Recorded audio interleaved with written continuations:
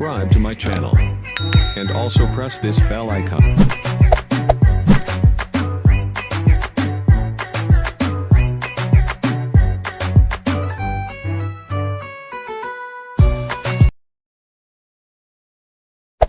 Hey there. Subscribe to my channel.